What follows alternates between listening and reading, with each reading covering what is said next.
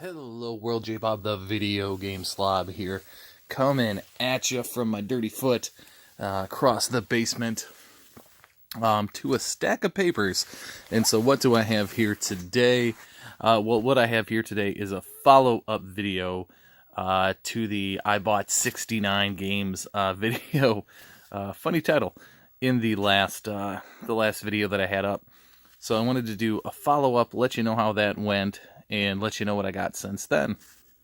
And so when I took the games into the store, we'll start out with this, because this is a whole mystery to me, is I got a box, and you might have saw part of the box. The box is in mint shape, 360, so you already know I have a 360 set. I talk about it all the time. We'll go over what I kept from that lot, and so it's even more complete every day. And so, as you can see, this was the model that was launched originally with the Chrome and the hard drive. So this wasn't the arcade or the party model. This was the better model that was hard to get. And so if you were like me, back then you had a number of these because they kept failing and Microsoft would replace them. Anyway, this, that, and the other thing. I ended up with another one of these. And so the game store owner told me that, hey, this model's drive is going out, but you might want this because of the cool paperwork. So I paid $750. It's in the box. It has a controller. It has everything, and it's pretty mint.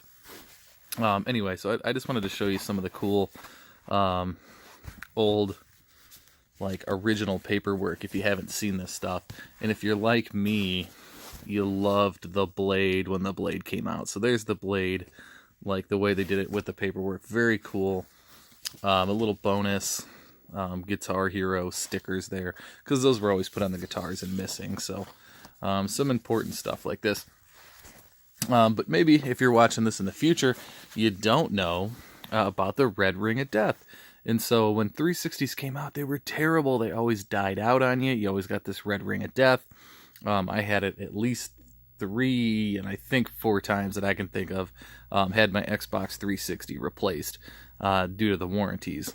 And so what I have here is an actual apology letter from Microsoft. And I don't ever recall seeing these. I don't recall having one of these.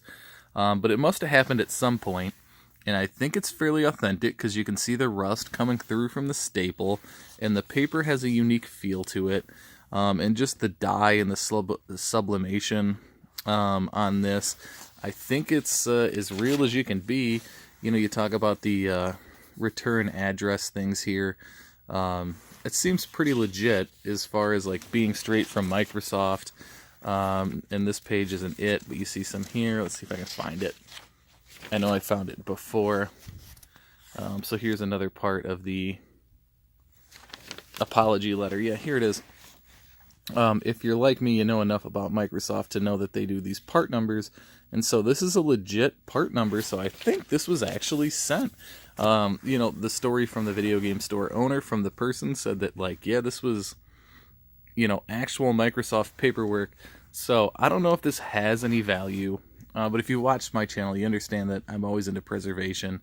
And so I think this is an official Microsoft apology letter that they sent out. I have no reason to doubt that this isn't real. I just think it's pretty cool. So let me know in the comments, have you ever come across one of these? I don't know. I haven't seen one. But anyway, oh yeah, you can see the Hams collection tonight. So what I want to do is test here really quick if this 360 works. So let's see if we can power it on. And he said, oh, it runs like a dream. He's like, it's very quiet. He's like, the only thing is, oh wow, boy, you get some weird effects there, is that the drive bay is kind of wonky. But he's like, you know, if it's in a warm climate, it should do really well. So did I pay $750 for a broken Xbox 360? Let's find out here. Open tray. Okay, open first time. He said when he did it, it took 4 tries to open it. Let's try one more time. So it doesn't have the blade. It's definitely been updated. And hey, if you're that person, I have your 360. Let's see. Okay, it's honestly, the drive bay works a lot better than he said. But to be honest with you, I think the noise coming from it is quite a bit more than he said. So there you go. I ended up with a working 360 for 750. All right, doubles that I had left over. Let's do it this way. So these are the things I took in. I took some stuff to GameStop because basically he didn't want it. Blah blah blah. So some of it went to the local game store. Some of it went to GameStop. These are the doubles I got left. I realized, he goes, man, I don't know if I've seen Pure as a standalone game. And I forgot. I probably put it in my collection or checked it off my checklist as having it because of the dual pack. But did I ever have a single copy of it? I'm not sure. I still don't know. I need to check on that tonight, so I'm about to do that after this video. So there's a standalone copy of Pure. The Ezio trilogy he had no use for. Same with Twisted Metal. So I think those have a couple dollars value, and I think they'll go up. So Infinite Undiscovery was a mess up on the pawn stops, whatever. So this has disc 1 in it, and it's a multi-disc game. So that was a fail. What are you going to do? Same thing for Mario, just you can't do much with the Mario Sports. Ended up eating 2 of because I had 4 of these. He only needed 2, so I ended up keeping 2, and I said, well, I always glad to keep Mega Mans in my collection, and in my double pile for trading that, I mean. So if he sells through his, I'll take it back up, or in the meantime, I'll post him on social media. He has a copy of this for $10 and has an extra copy in the back, and neither have sold. And this is like, copies have been selling over $25 even. So this is going to go on eBay, because obviously if you can't move it at 10, you're not going to pay me a good amount. So I need to put this on eBay. I haven't done it yet. And so let's go back to the finances, actually. So I ended up selling everything. So right now I'm at like an $11 profit. So I've gotten all the stuff that you're seeing for free, including the 360. And I made $11. And yeah, I'll obviously have some more stuff to sell. So that's where I'm at. So the Ultimate, like I said before, needed it for the variant. Hellboy for the variant. Ended up, I didn't have Masters, the Collector's Edition. There are actually 2 different versions of this game. I didn't realize that when I got it. I thought if you had Tiger Woods PGA Tour 13, you had the game, but apparently Masters Collection is a different collection. So that was a variant, Greatest Hits variant. Ended up with some additional paperwork I needed for that. This is the variant for Warriors of Rock, so I have 2 versions of that.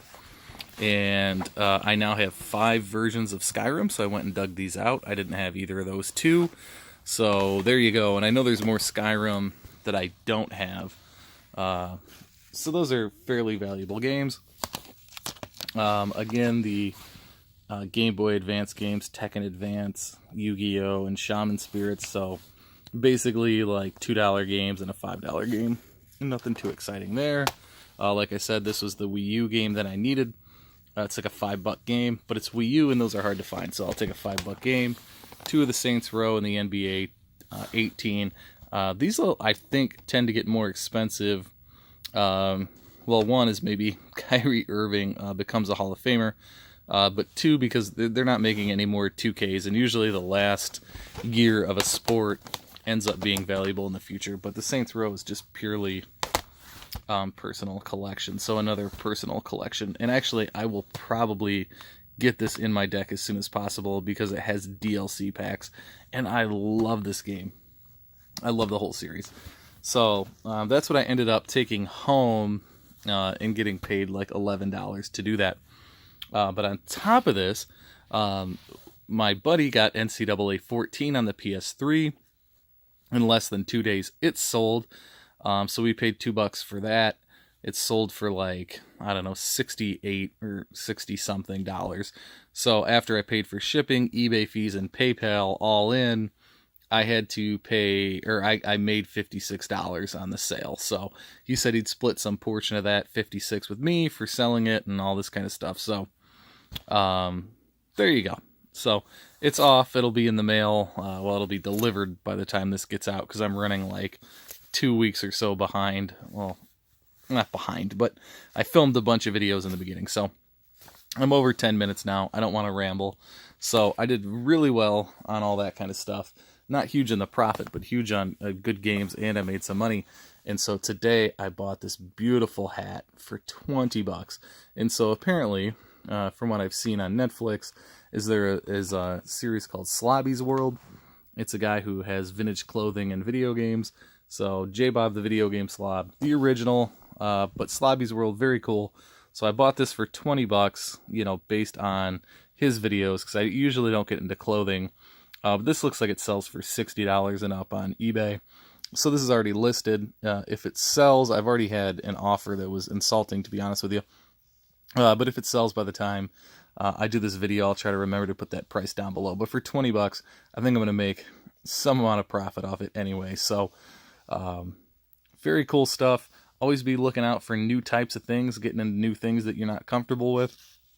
I never would have been buying clothing 2 and 3 years ago. But as the video game market gets harder to find things, this is a good way to make some extra cash to fund the hobby. So, all right, YouTube, thanks for taking the ride with me. I appreciate it. Ultimate Warrior out. Bah!